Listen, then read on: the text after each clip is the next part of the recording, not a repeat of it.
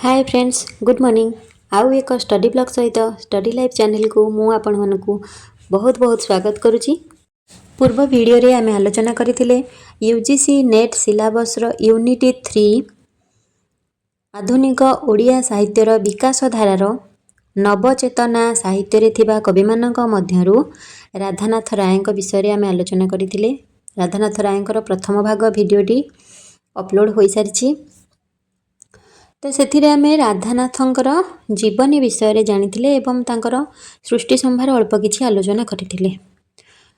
राधानाथंक सृष्टि संभार को केतोटी पर्याय रे विभागीकरण करा जायछि।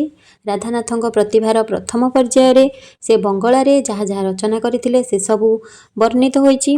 आमे पूर्व वीडियो रे आलोचना करथिले तांकर बंगला रे रचना करथिबा कवितावलीर प्रथम भाग जहाकी 1868 मसीह रे बंगला रे रचित होइतिला एवं एही कविताटी रे बाही कवितावलीर प्रथम भाग रे 51टी सन्नेट सन्निवेशित थिला एवं 1866 अगस्त रे बंगला कवि माइकेल मधुसूदन दत्त एही रीतिर प्रवर्तन बंगला कवितार करथिले। तांको अनुसरण रे राधानाथ राय कवितावली प्रथम भागटी को रचना करिसंती। एई पर्यंत हमें पूर्व क्लास रे पढ़िथिले, पूर्व वीडियो रे मु आलोचना करिथिली। आज देखिबा कवितावली द्वितीय भाग जहाँकि 1872 मसीह रे रचना करा जायतिला। पुरी जिला स्कूल रे द्वितीय शिक्षक रूपे कार्य करुथिबा बेले से रचना कले कवितावलीर द्वितीय भाग। कविवर राधानाथ राय जेतेबेले पुरी जिला स्कूल रे द्वितीय शिक्षक रूपे कार्य करुथिले से समय रे से कवितावलीर द्वितीय भागटी को रचना करिथिले। एही कवितावली द्वितीय भाग रचनाटी राधानाथ और तांको छात्र मधुसूदनଙ୍କ मिलित उद्यम रे प्रकाश पाइथिला। आको मने रखिबे। परवर्ती बंगला रचना हेउछि लेखावली। एहा राधानाथंकर बंगलार शेष रचना, बंगला रे रचित शेष रचना हेउछि लेखावली। एही लेखावली रचनाटी माइकेल मधुसूदन दत्तंकर वीरांगना काव्य अनुसरण रे रचित होईछि। आको मने रखिबे। लेखावली रचनाटी माइकेल मधुसूदन दत्तंकर वीरांगना काव्य अनुसरण रे रचित। एही रचनाटी अमित्राक्षर छंद रे रचित होईछि। एही लेखावली काव्य रे रामचंद्रेर प्रति जानकी, कच्च प्रति देवजानी, पुंडरीकेर प्रति महाश्वेता, अर्जुनेर प्रति सुभद्रा, मदनेर प्रति मायावती इत्यादि कविता स्थानित होईछि। याकु मने रखिबे। लेखावली काव्य रे जेउ जेउ कविता सब स्थानित होईछि तन्मध्यरु रामचंद्रेर प्रति जानकी, कच्च प्रति देवजानी, पुंडरीकेर प्रति महाश्वेता, अर्जुनेर प्रति सुभद्रा, मदनेर प्रति मायावती ये सबु स्थानित होईछि। तो ये गला राधानाथंक प्रतिभार प्रथम पर्याय। एबे देखिबा राधानाथंक प्रतिभार द्वितीय पर्याय रे से कोन कोन सब रचना करिसंती। 1873 मसीहारू 1885 मसीहा पर्यंत समय को राधानाथंक सारस्वत प्रतिभा विकासर द्वितीय पर्याय भाबरे वर्णित करा जायछि। याकु मने रखिबे। तांकर द्वितीय पर्याय बा तांको साहित्य सृष्टिर द्वितीय पर्याय आरंभ हेउछि 1873 मसीहारू 1885 मसीहा पर्यंत। एही पर्याय रे से केतक प्रबंध, अनुवाद, गल्प रचना करिसंती। से एही पर्याय रे रचना करिसंती विवेकी, मेघदूत, इतालीय जुबा। 1873 मसीहा रे कविवर राधानाथ रायଙ୍କର विवेकी प्रबंध प्रकाशित होईछि। एहा आधुनिक ओडिया साहित्यर प्रथम प्रबंध। आकु मने रखिबे। आधुनिक ओडिया साहित्यर प्रथम प्रबंध हेउछि विवेकी, जहाकु रचना करिसंती कविवर राधानाथ राय। एही प्रबंध रे लेखक भौतिक और आध्यात्मिक जगतर कथा कहिसंती। एही प्रबंध रे इंग्राजी वाक्य गठन प्रणाली सहित बंगला गद्य शैलीर मध्य प्रभाव पड़िअछि। मेघदूत हेउछि राधानाथ रायଙ୍କର अनुवाद साहित्य। से एहाकु अनुवाद करिथिले। कालिदासଙ୍କ मेघदूतम संस्कृत काव्य को कविवर राधानाथ राय ओडिया रे अनुवाद करिथिले। एही अनुवाद रचनाटी कविवर राधानाथ राय उत्कल दर्पण रे 1874 मसीह रे प्रकाश करिथिले। ଉତ୍କଳ ଦର୍ପଣ ସାହିତ୍ୟ ପତ୍ରିକାରେ ମେଘଦୂତ 1874 ମସିହାରେ ପ୍ରକାଶ ପାଇଥିଲା। ୟାକୁ ମନେ ରଖିବେ। ଇତାଲୀୟ ଯୁବା ହେଉଛି ତାଙ୍କର ଗଳ୍ପ, ଯାହାକି 1874 ମସିହାରେ ପ୍ରକାଶ ପାଇଥିଲା। ରାଧାନାଥଙ୍କର ବିଦେଶୀ କଥାବସ୍ତୁ ଅବଲମ୍ବନରେ ଏହି ଗଳ୍ପଟି ରଚିତ। ଏହା ଏକ ପ୍ରଣୟମୂଳକ ଗଳ୍ପ।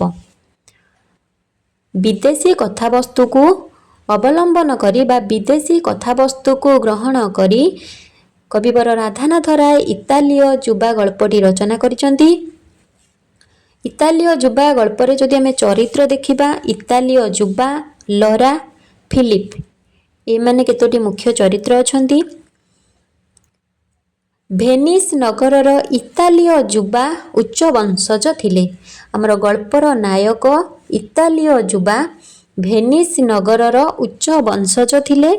ସେ ଲରା ନାମ୍ନୀ ଯୁବତୀକୁ ଭଲ ପାଉଥିଲେ, ମାତ୍ର ତାଙ୍କର ବନ୍ଧୁ ଫିଲିପ ଚକ୍ରାନ୍ତ କରି ଲରାକୁ ବିବାହ କରି ନେଇଥିଲେ। ଏହା ଥିଲା ଇତାଲୀୟ ଯୁବା ଗଳ୍ପର ସାରାଂଶ। ଏହିପରି ପ୍ରଣୟମୂଳକ ଗଳ୍ପ ସେ ରଚନା କରିଥିଲେ। କବିବର ରାଧାନାଥ ରାୟ 3ଟି କବିତାକୁ ନେଇ ରଚନା କରିଥିଲେ ଓଡ଼ିଆ କବିତାବଳୀ। ଓଡ଼ିଆ କବିତାବଳୀ 2 ଭାଗରେ ବିଭକ୍ତ। ଓଡ଼ିଆ କବିତାବଳୀ ପ୍ରଥମ ଭାଗ, ଓଡ଼ିଆ କବିତାବଳୀ ଦ୍ୱିତୀୟ ଭାଗ। ତ ଦୁଇଟା ଯାକ ଓଡ଼ିଆ କବିତାବଳୀରେ ରାଧାନାଥ ରାୟଙ୍କର 3ଟି କବିତା ରହିଛି। ତ ଓଡ଼ିଆ କବିତାବଳୀର ପ୍ରଥମ ଭାଗରେ ରାଧାନାଥ ରାୟଙ୍କର ରଚିତ ପବନ, ବେଣୀସଂହାର ଏବଂ ଶିବାଜୀଙ୍କର ରଚିତ ଉତ୍ସାହ ବାଣୀ କବିତା ସ୍ଥାନିତ ପାଇଛି। ଏହି କବିତାବଳୀ ପ୍ରଥମ ଭାଗ 1876 ମସିହାରେ ପ୍ରକାଶିତ ହୋଇଛି ଏବଂ କବିତାବଳୀ ଦ୍ୱିତୀୟ ଭାଗ 1885ରେ ପ୍ରକାଶିତ ହୋଇଛି। ଏଥିରେ କବିବର ରାଧାନାଥ ରାୟଙ୍କର ଭାରତେଶ୍ୱରୀ ଭିକ୍ଟୋରିଆ କବିତାଟି ସ୍ଥାନିତ ହୋଇଛି। ରାଧାନାଥଙ୍କ ପ୍ରତିଭାର ଦ୍ୱିତୀୟ ପର୍ଯ୍ୟାୟରେ ଯେଉଁ ଅନ୍ୟ ସାହିତ୍ୟ ସବୁ ସୃଷ୍ଟି ହେଉଛି, ସେଗୁଡ଼ିକ ହେଉଛି ଉତ୍କଳ ରଚନା 1876 ମସିହା, କ୍ଷେତ୍ର ତତ୍ତ୍ୱ ଓ କ୍ଷେତ୍ର ପରିମାଣ 1877 ମସିହା, ଭୂଗୋଳ ସାର ସଂଗ୍ରହ 1878 ମସିହା, ସାହିତ୍ୟ ବିଷୟକ ଆଦର୍ଶ ପ୍ରଶ୍ନାବଳୀ 1879 ମସିହା, ବ୍ୟାକରଣ 1881 ମସିହା। ତ ଏ ଥିଲା ତାଙ୍କର ଦ୍ୱିତୀୟ ପର୍ଯ୍ୟାୟରେ ରଚିତ ରଚନାବଳୀ ଗୁଡ଼ିକ ବା ତାଙ୍କର ସୃଷ୍ଟି ସମ୍ଭାର ଗୁଡ଼ିକ।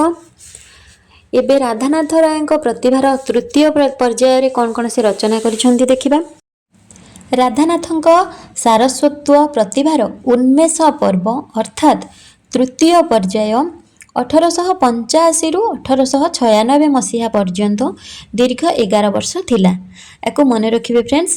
ରାଧାନାଥଙ୍କର ତୃତୀୟ ପର୍ଯ୍ୟାୟଟି ବା ତାଙ୍କର ସୃଷ୍ଟି ସମ୍ଭାରର ବା ତାଙ୍କ ରଚନାର ତୃତୀୟ ପର୍ଯ୍ୟାୟ 1885ରୁ 1896 ମସିହା ପର୍ଯ୍ୟନ୍ତ ଦୀର୍ଘ 11 ବର୍ଷ ଥିଲା। ଏହି ପର୍ଯ୍ୟାୟରେ ସେ ରଚନା କରିଥିଲେ କେଦାରଗୌରୀ, ଚନ୍ଦ୍ରଭାଗା, ନନ୍ଦିକେଶ୍ୱରୀ, ଉଷା, ପାର୍ବତୀ, ଚିଲିକା, ମହାଯାତ୍ରା, ତୁଳସୀ ସ୍ତବକ, ଯଯାତି କେଶରୀ, ଦରବାର, ଉର୍ବଶୀ। ରାଧାନାଥ ରାୟଙ୍କର କେଦାରଗୌରୀ, ଚନ୍ଦ୍ରଭାଗା, ନନ୍ଦିକେଶ୍ୱରୀ, ଉଷା ଓ ପାର୍ବତୀ ଏହି 5ଟି କାବ୍ୟକୁ ପଞ୍ଚକାବ୍ୟ ବା ପଞ୍ଚଗାଥା ବା ଗାଥା କାବ୍ୟ ବୋଲି କୁହାଯାଏ। ଏ ପରୀକ୍ଷାରେ ପ୍ରଶ୍ନ ଆସିପାରେ ଯେ ପଞ୍ଚକାବ୍ୟ କାହାର ସୃଷ୍ଟି? କବିବର ରାଧାନାଥ ରାୟଙ୍କର 5ଟି କାବ୍ୟକୁ ପଞ୍ଚକାବ୍ୟ ବା ପଞ୍ଚଗାଥା ବା ଗାଥା କାବ୍ୟ ବୋଲି କୁହାଯାଏ। କେଦାରଗୌରୀ, ଚନ୍ଦ୍ରଭାଗା, ନନ୍ଦିକେଶ୍ୱରୀ, ଉଷା ଓ ପାର୍ବତୀ। ୟାକୁ ମନେ ରଖିବେ। ଏବେ ତାଙ୍କର ତୃତୀୟ ପର୍ଯ୍ୟାୟର ଯେଉଁ ସବୁ ରଚନାବଳୀ ଗୁଡ଼ିକ ରହିଛି, ଆମେ ଗୋଟି ଗୋଟିକି ଡିସ୍କସନ୍ କରିବା। ପ୍ରଥମରେ ଅଛି କେଦାରଗୌରୀ। ରାଧାନାଥଙ୍କ ପ୍ରଥମ କାବ୍ୟ ହେଉଛି କେଦାରଗୌରୀ। ଏହା 1885ରେ ରଚିତ। ୟାକୁ ମନେ ରଖ। କେଦାରଗୌରୀ ହେଉଛି ରାଧାନାଥ ରାୟଙ୍କର ପ୍ରଥମ କାବ୍ୟ ଏବଂ ଏହା 1885ରେ ରଚିତ। ଏହି କେଦାରଗୌରୀ କାବ୍ୟଟି ଏକ ପ୍ରଣୟ ଭିତ୍ତିକ କାବ୍ୟ। ପ୍ରଣୟୀ କେଦାର ଏବଂ ପ୍ରଣୟିନୀ ଗୌରୀର ବିମଳ ପ୍ରେମ ଏବଂ ପ୍ରେମ ପାଇଁ ଆତ୍ମୋତ୍ସର୍ଗ ଏହି କାବ୍ୟର ମୁଖ୍ୟ ପ୍ରସଙ୍ଗ। याकु मन रखिबो जे केदार गौरी काव्यटी एक प्रणय भित्तिक काव्य। 1885 मसीहारे बालेश्वरर वैकुंठनाथ देଙ୍କ उत्कल प्रेसरू ଏହି केदार गौरी काव्यटी प्रकाशित होइथिला। याकु मन रखिबे एटा प्रश्न आसी जाय परीक्षा रे जे केदार गौरी केउ प्रेसरू प्रकाशित उत्कल प्रेसरू प्रकाशित होइथिला। बालेश्वरर वैकुंठनाथ देଙ୍କ उत्कल प्रेसरू 1885 मसीहारे ଏହା प्रकाशित होइथिला। रोमान कवि ओभिडଙ୍କର मेटामॉर्फोसिसର ପିରାମସ୍ ଓ ଥିସ୍ବି କାହାଣୀ ଅବଲମ୍ବନରେ ଏହା ରଚିତ ହୋଇଛି। ଆକୁ ମନେ ରଖିବେ କେଦାର ଗୌରୀ କାବ୍ୟଟିକୁ କବିବର ରାଧାନାଥ ରାୟ ରୋମାନ କବି ଓଭିଡଙ୍କର ମେଟାମରଫୋସିସର ପିରାମସ୍ ଓ ଥିସ୍ବି କାହାଣୀ ଅବଲମ୍ବନରେ ରଚନା କରିଛନ୍ତି। ଇଂରାଜୀ କବି ଚସରଙ୍କ ଲିଜେଣ୍ଡ ଅଫ୍ ଗୁଡ୍ ଓମେନ୍ ଓ ସେକ୍ସପିୟରଙ୍କର ମିଡ୍ ସମର ନାଇଟ୍ସ ଡ୍ରିମ୍ର ପ୍ରଭାବ ଏହି କାବ୍ୟରେ ମଧ୍ୟ ପରିଲକ୍ଷିତ ହୋଇଥାଏ। ଏହିପରି ପ୍ରଣୟ ଭିତ୍ତିକ କଥାବସ୍ତୁକୁ ନେଇ ଇଂରାଜୀ କବି ଚସର ଦ ଲିଜେଣ୍ଡ ଅଫ୍ ଥିସ୍ବି ଅଫ୍ ବାବିଲୋନ୍ ନାମରେ ଏକ ଦୀର୍ଘ କବିତା ମଧ୍ୟ ରଚନା କରିଛନ୍ତି। କେଦାର ଗୌରୀ କାବ୍ୟର ମୂଳ କାହାଣୀଟି ଆରମ୍ଭ ହୋଇଛି ବାବିଲୋନରେ ଏବଂ ରାଧାନାଥ ରାୟ କାବ୍ୟଟିର ଆରମ୍ଭ କରିଛନ୍ତି ଭୁବନେଶ୍ୱର ପରିବେଶରୁ। याकु मन रखिबो मूल कहानीटी आरंभ होईची बाबिलोन एले राधानाथ राय आमर केदार गौरी काव्यटीर आरंभ करिसेंती भुवनेश्वर रु। केदार गौरी काव्यर परिणति होईची वियोगात्मक बा दुखात्मक।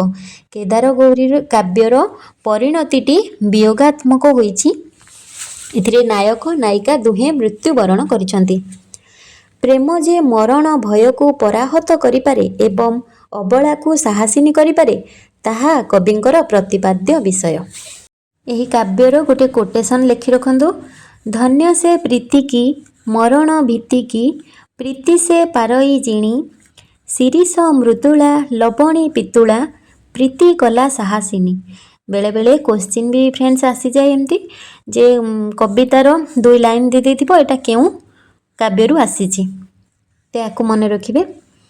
यही केदार गौरी काव्यर नायक हेउछंती केदार नायिका हेउछंती गौरी एवं अन्य चरित्र रे अछंती राजा ललाट केसरी।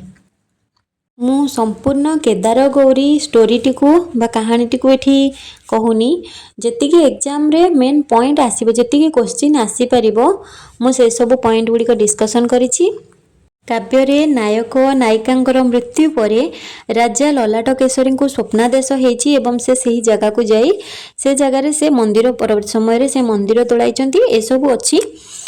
तो ए सब परीक्षा जतिकी परीक्षा रे आसीबो क्वेश्चन मु सेतिकी डिस्कशन करिछि।